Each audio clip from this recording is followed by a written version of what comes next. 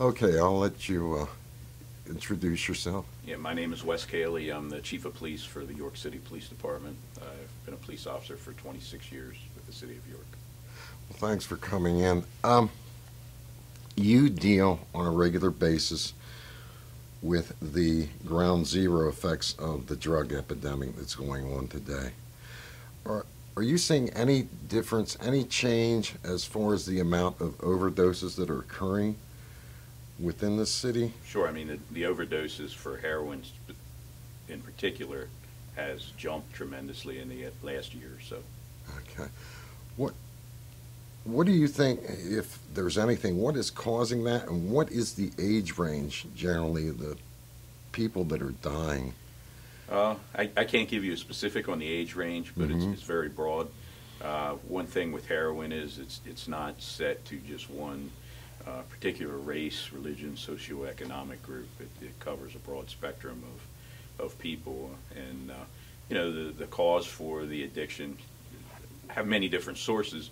But you know, I think heroin's become much more popular again. It died out for a while, and it's become much more popular again because now a lot of people are using it. They can snort it now rather than using a needle. So I think that stigma of someone using a needle being a junkie has kind of been taken off of it. So it's become a little more mainstream and acceptable as far as drug use goes. When the number of calls that you receive in a day's time, I'm sure are incredibly higher as a result of the drug situation. Well, I mean, drugs affect pretty much everything that we do. I mean, you look at it, any crime from minor things, domestic disputes and that, all the way up to homicides. A lot of our thefts, a lot of our burglaries are all impacted by drug use and drug addiction. Okay. Do you see that the change in the dynamics has affected anything? For example, what, other than the overdose, the fatal overdoses, has addiction in itself in general increased overall? I don't have the specific numbers, but again, it's. But what you see as far as crimes, related crimes, and so forth? Yeah, I think it definitely hasn't changed. I mean, I would think, again, drug usage has become much more mainstream and acceptable, which leads then into more people becoming addicted and utilizing the drug. I mean, people use it for different reasons. They can start from. I've had people that I've dealt with that were in car accidents and they go to the hospital and they get treated and they are given narcotics and opioids to help with the pain. And then once they're out of doctor's care anymore, they still need that drug, and they look for it much cheaper because they can't afford the pills through heroin use or some other opioids. So, and I've run into people that utilize the drug. They started using it with friends. I had a close friend of mine that passed away from a heroin overdose that started using drugs with friends, and it built up until they were using heroin and the person became addicted. I think people get into it and don't really realize how addictive it actually is, especially when you talk about heroin, you know, until it's too late. And once they're down that road, it's hard for them to turn back on their own.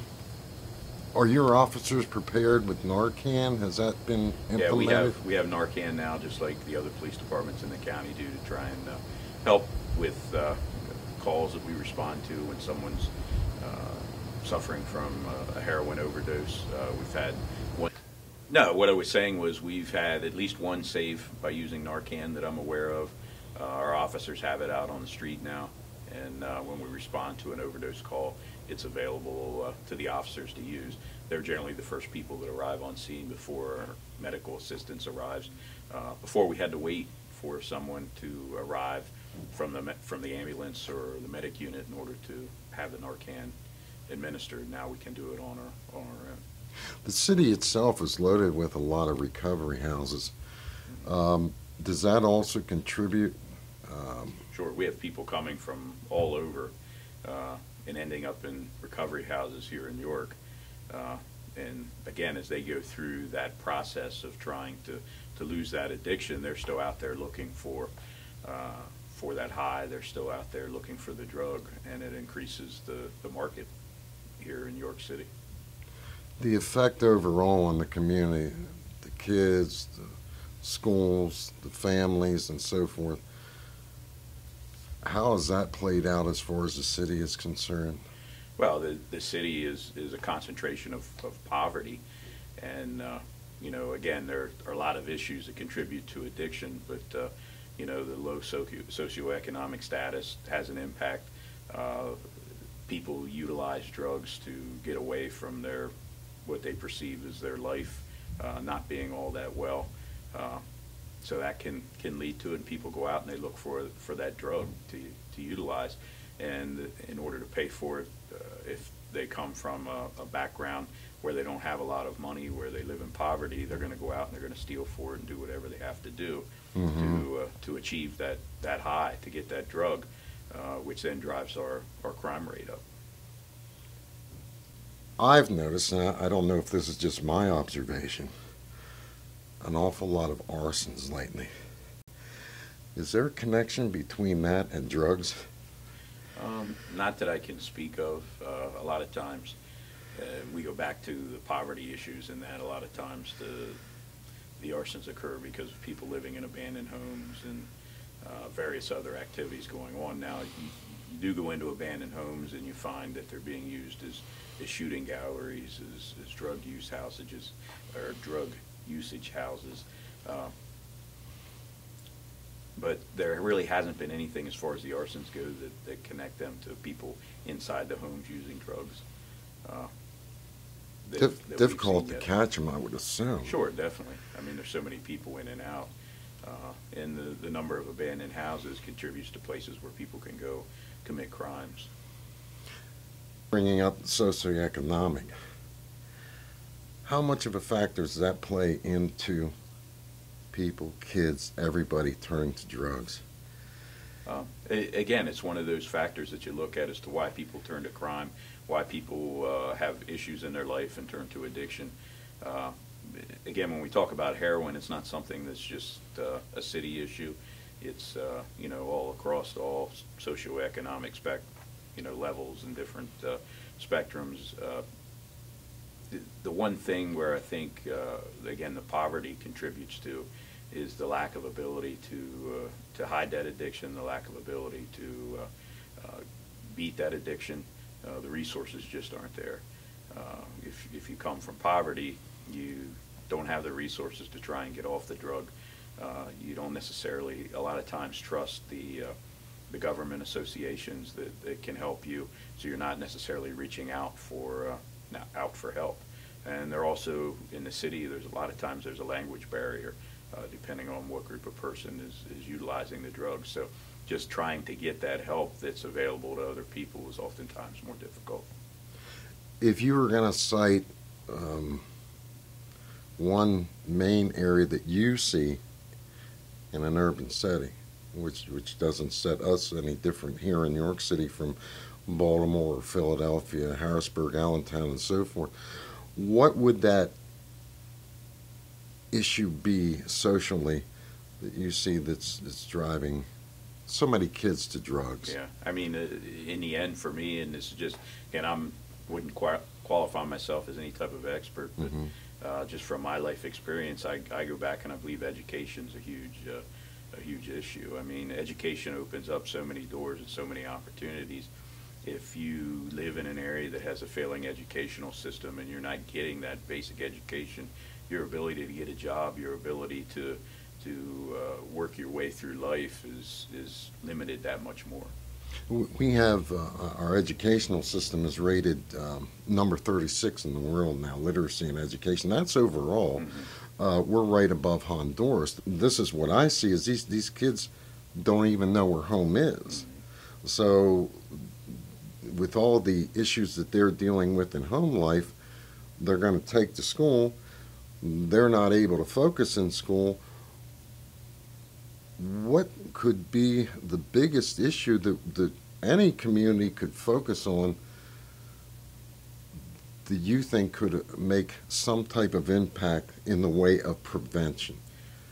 I've always been a big proponent, not just as far as addiction goes, but crime in general, is attacking the root causes of the crime, of the addiction. When we go into a home, if we're arresting a juvenile, for a crime, and there's several other juveniles there.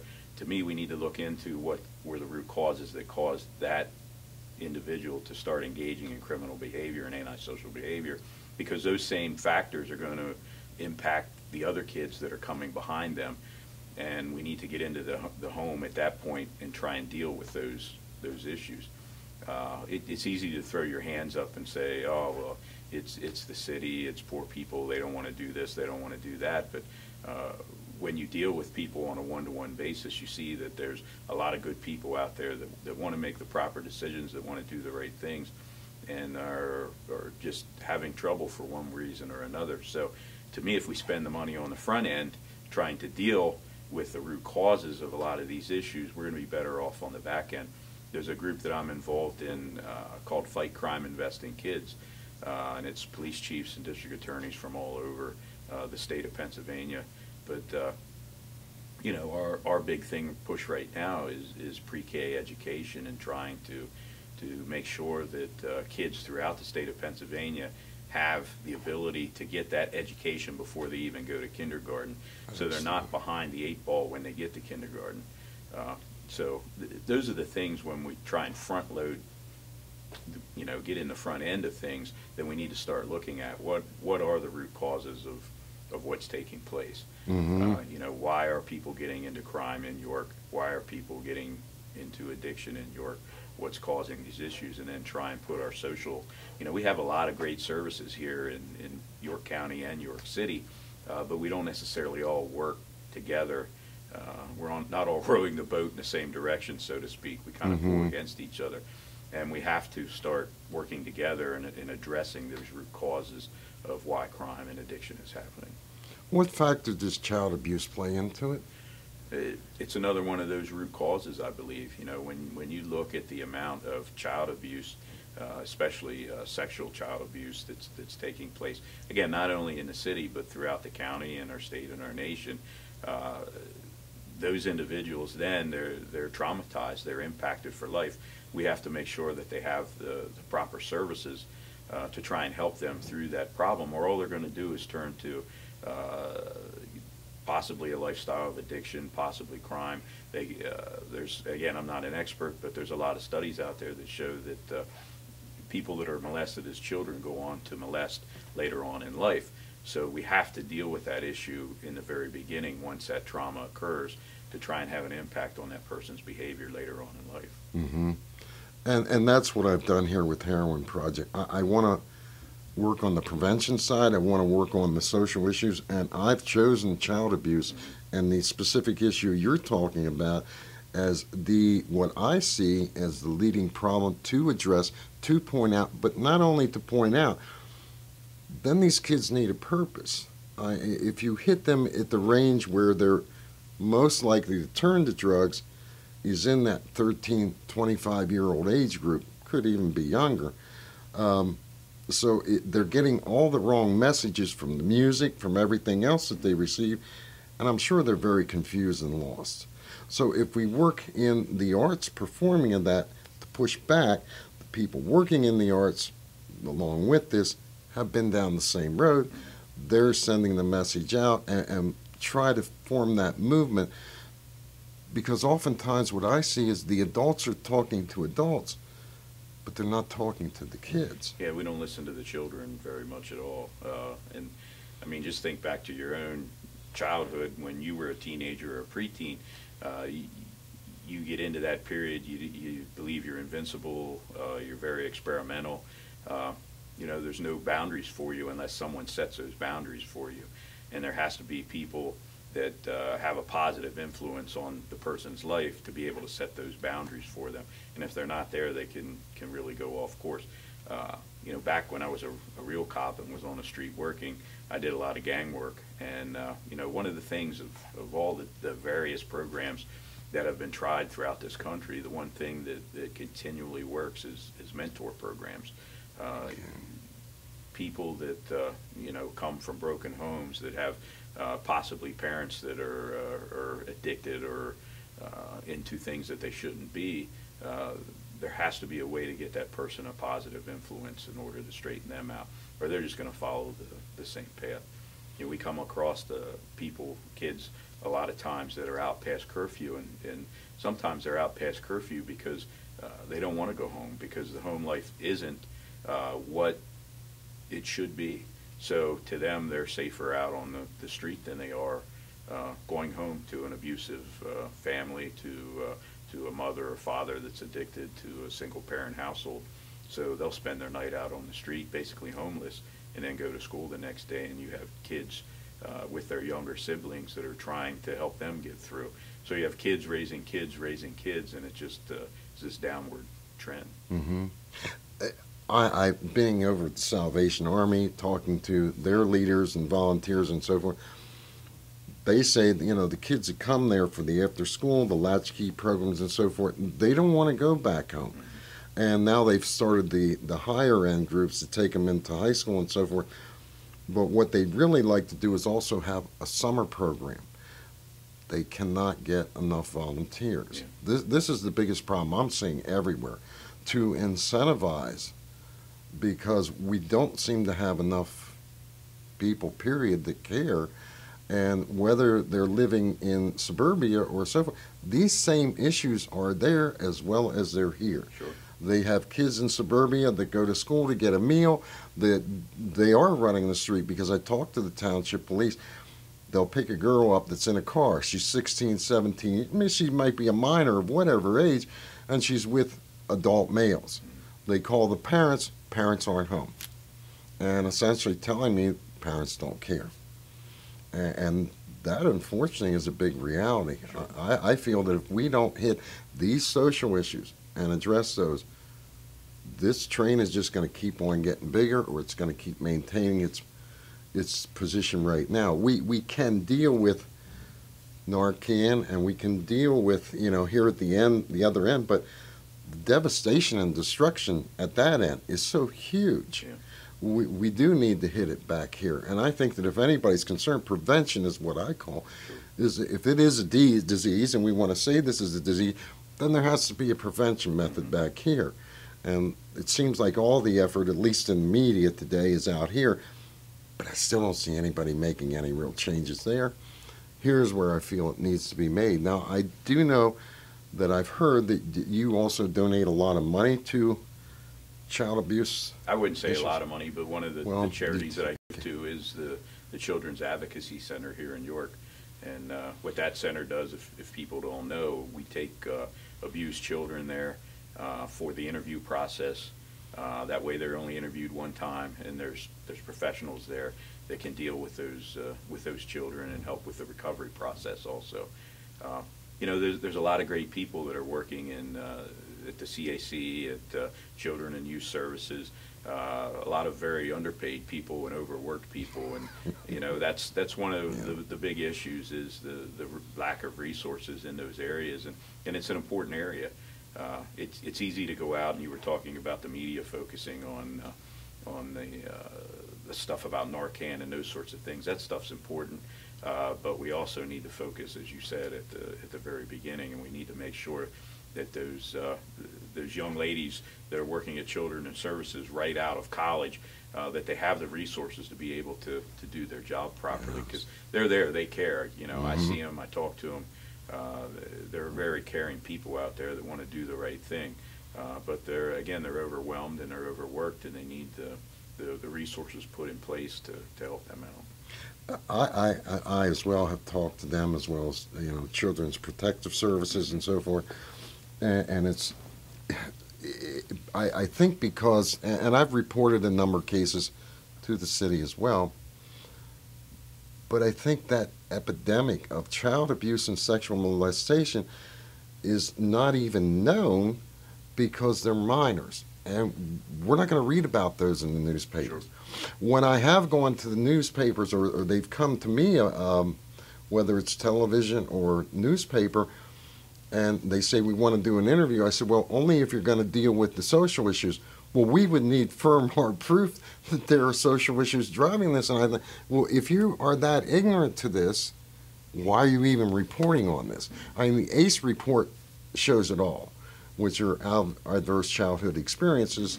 And if I have an interview later this week with a court administrator, parole court administrator, and drug court all works off of that paradigm.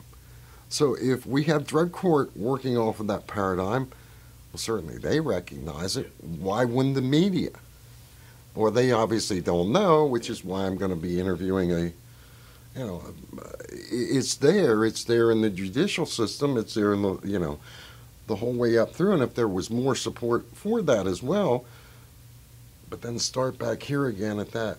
What could a person that's looking at this, wherever they live, how could they make a difference in their community as far as that prevention road is concerned? I mean, again, like I said, there's a lot of services that are out there, and we talk about volunteerism. They can get involved there if they're looking to make donations.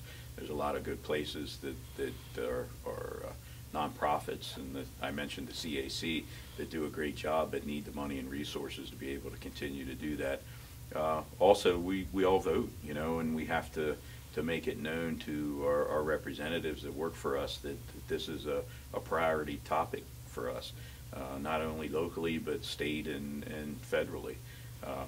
When resources are cut from the federal government and the state government, it all trickles down to the local government where all this stuff's taking place. Again, no one,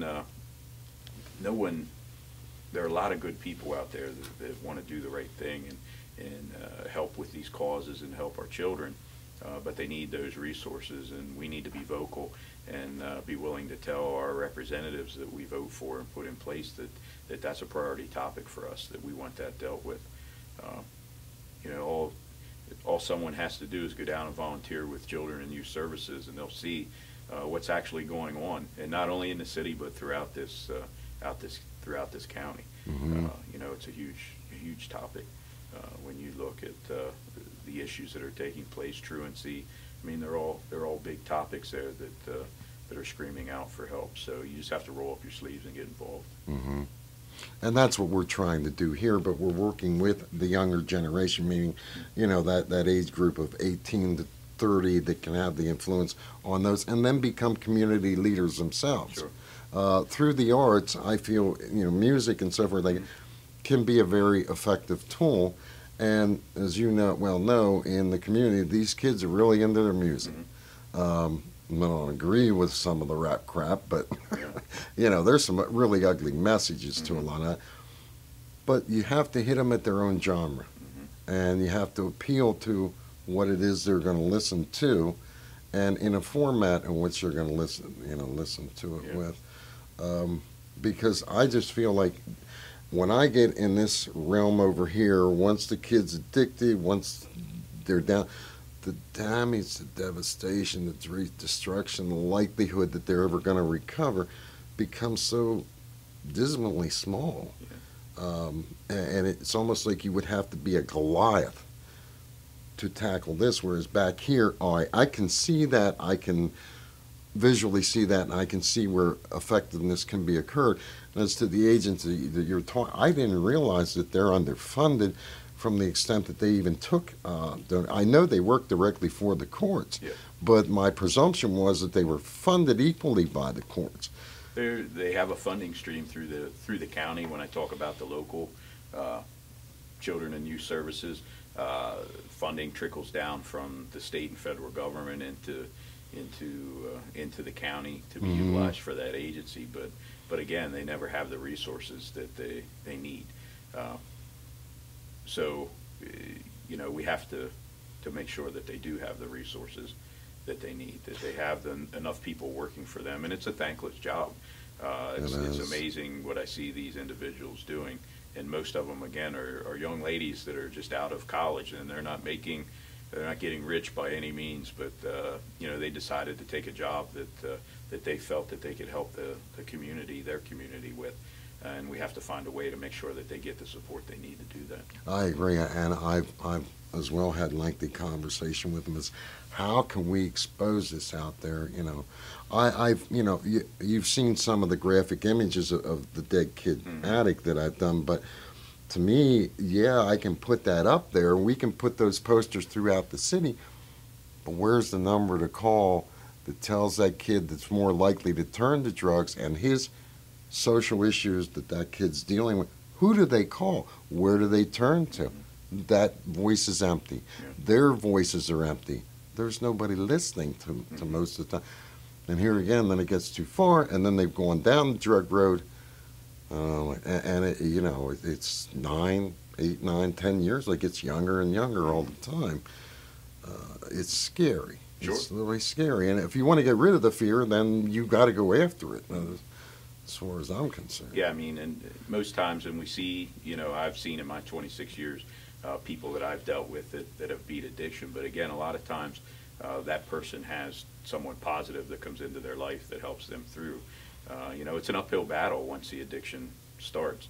And depending on the reason for the addiction, it's an even more uphill battle. If you're someone, again, we go back to the child abuse topic. If you're someone that has been abused as a young person, especially by an older person, you're less likely to trust that person. And a lot of abuse happens from people that you know, from family members. So if they're the people that you intrinsically trust and they're victimizing you, you're less likely to trust anyone out there. Sure. So sure. getting that help, getting that person going in the proper directions, even more of an uphill battle. I've had the same thing here, because when I was filming in Baltimore for AB and in other places, these kids find their way back here, or they've been in recovery in New York and they fall out, and then they come knocking at my door. And I've interviewed so many to know that every girl I've met out there that is addicted was sexually molested growing up. So I can't possibly go out there looking for this. Mm-hmm. And as well as you probably know, at a strip club or any work in the streets, that same girl was sexually molested. Where am I wrong in this dynamic? You know, Well, no, if that's what you're coming across, then that's your experience. And if you're coming across a large number of females that's happening to, that's, you know, you might not have scientific evidence that that's what's happening, but you have the reality of what your life is showing you. And those are the things we have to look at, I think. You know, while York is just a smaller version of Baltimore, Philadelphia, or a larger city, it has a lot of the same problems, but it also has problems in and of itself also. Again, I go back to when I did gang stuff. The gang activity in York was different than the gang activity in Baltimore or Philadelphia or New York City. We had our own gang culture. Even though there are a lot of similarities, every area is going to have their own culture. The drug culture is going to be different here compared to other places somewhat. So you can't look at and say, oh, well, in Philadelphia, this is happening for this reason, and then apply it to York. It just doesn't work. You have to look at each individual area where there's problems, determine what, again, the root causes are, if we go back to that, and then figure out how you're going to deal with those root causes. Well, the thing that I found was the dynamic that I'm talking about existed in Mexico for the 7 years I spent down there. It existed in Colombia for the 3 years I spent there, and every major urban city in this DC. So I can't possibly question my own reality. Sure. I can't be out there looking for that when that's there, and because you actually care and are willing to listen to their life, they'll spill it before you. And it gets very emotional, as I've done in the interviews. So I that's the dynamic I see. That's what I'm going to run with. Sure. It's still the dynamic that can never be wrong to highlight and to try to find some resolution before, because they come here, as these kids all say, this is like a safe haven for them. They feel safe here. They feel that they're not being judged. They feel that now they can open up with their talents and exhibit themselves. And they come from various backgrounds, but mostly urban. And I embrace those kids because, like you see, you find a lot of maturity in these kids that have endured horrific lives growing up.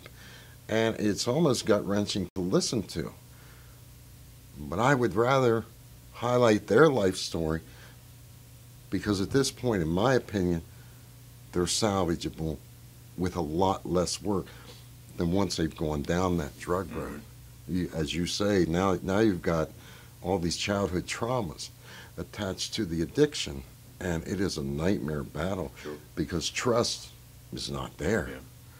And well, we know what the effect of drugs does. It just increases that trust even more. Mm-hmm. And now you're living that lifestyle that puts you in a dynamic where, you're not going to trust, you don't trust the police, you don't trust anyone, but mostly the police. Yeah. And yet I know in this community, and I'll probably get chastised for this, but the police here I have seen reach out and work just as I have in Baltimore. Mm-hmm. And I have seen, and I know police cops, frontline cops in Baltimore, that will take in other individuals into their homes, color does not matter, who are having a rough time of it. Mm-hmm. You can't be barking down at these kids, and I go for the kids because once you get past that point, it's so hardcore. Yeah.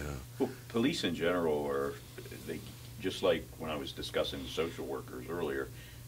Most people in law enforcement get into law enforcement because they want to help people. Yeah. There's a lot of negativity about the police in the press right now, mm-hmm. and some of it's deserved, some of it's not. But the large majority of police officers in any city that I've come across are social workers. They are there because they want to help people. They're kind people at heart, and they're trying to do the best that they can for their community. Mm-hmm. And it's very traumatizing to them also to be thrust into an environment that they're not necessarily used to, that they shouldn't be seeing when they see kids victimized and traumatized, and so there's an ugly reality out there that is being dealt with by all these frontline people, police officers, social workers, medical personnel. When you look at the doctors and the safe nurses that are dealing with this, they're seeing it every day also. So there's a lot of great people out there that are doing and they're involved for the right reasons. Mm-hmm. We just got to make sure that they have the resources they need to do their job. Absolutely, absolutely. And PTSD has to be a significant issue you deal with your policemen that are out there on a regular basis as well, because that has to be very traumatizing. Well, you're seeing over a very long period of time, you're seeing, again, the ugly side of society that people necessarily aren't used to seeing or didn't grow up that way. We have people that we hire that come to us less than a year in sometimes, and they just go, you know what, this just isn't for me. I didn't expect to be exposed to things that I have been.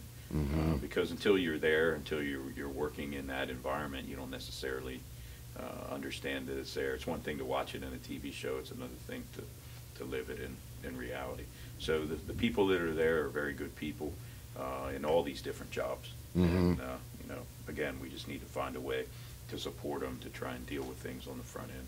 Isn't another thing that you face here, and I don't know that that's even unique, that York being the most densely populated, largest populated segment of the county, the funding overall, we have more churches here, we have more nonprofits, so they're not being taxed. We have a lot of social services here and the social issues that envelop York City itself are not just limited to the city, they involve the entire county. It would seem to me the most logical thing to do to incorporate the county as one, such as they do in Baltimore, and then make taxes equitably distributed throughout the areas where they're most needed. When you have, Springersbury, Spring Garden townships and areas like that, they are wealthy townships. They are wealthy communities.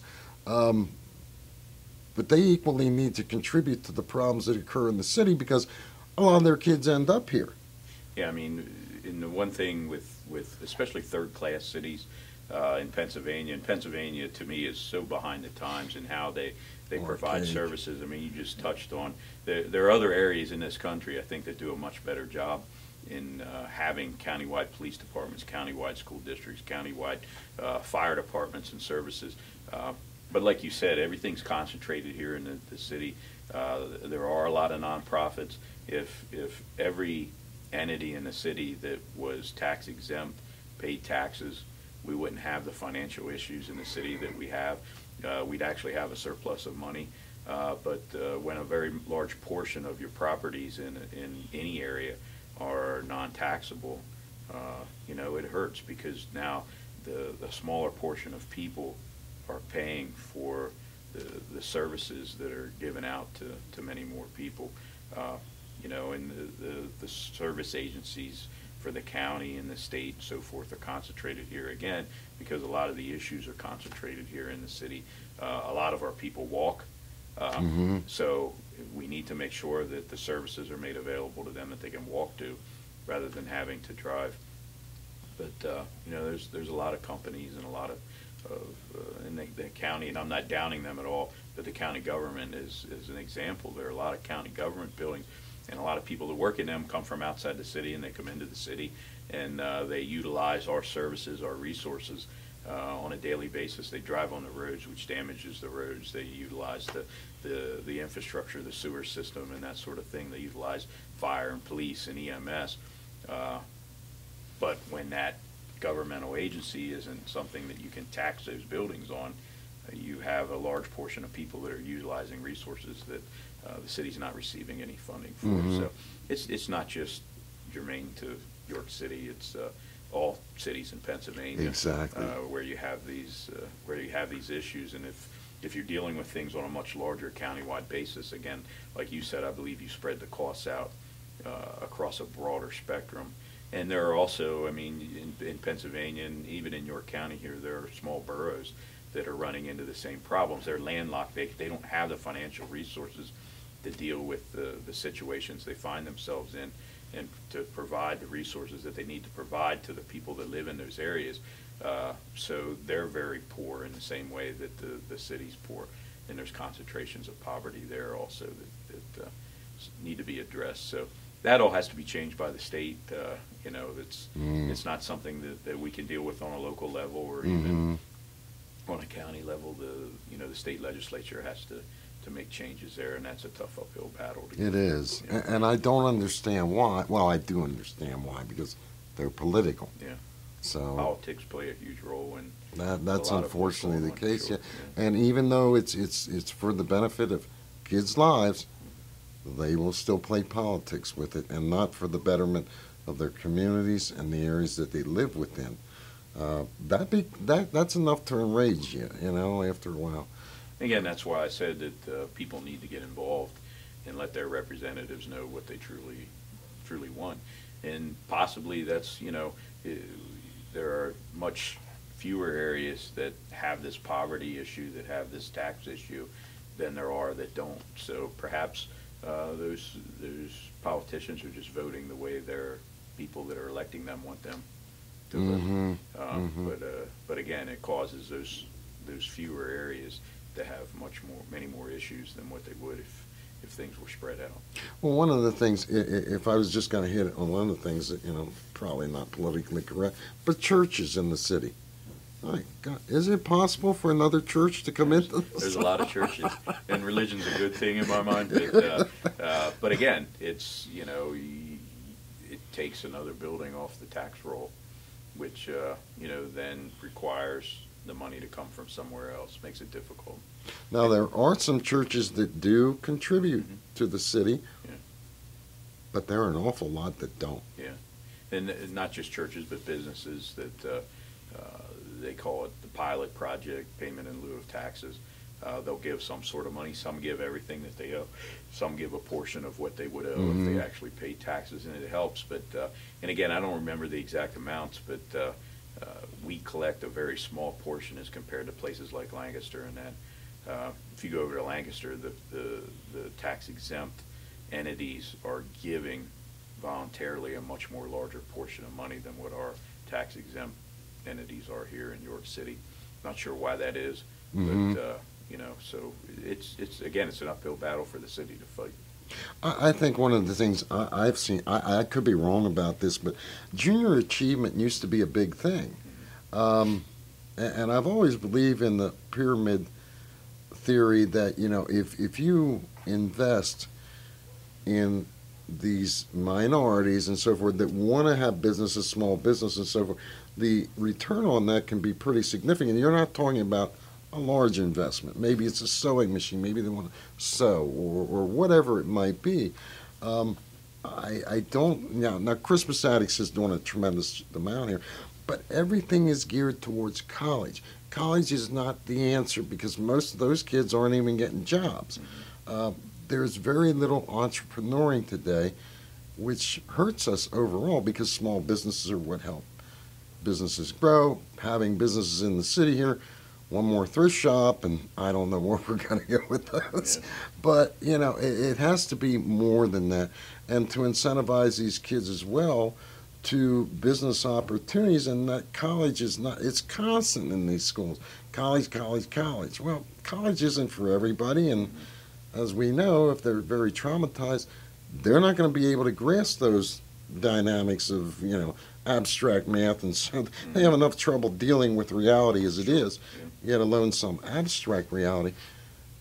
I would think that, a further thrust in that investment too coming forward, I'm just not seeing it. Yeah, you can't, again, have a cookie cutter approach to everything that's going on. And as you said, there are some kids that just aren't going to want to go to college, that aren't going to do well in college.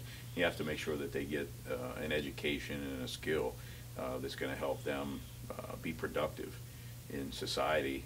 One place that I do know that I think is doing a tremendous job is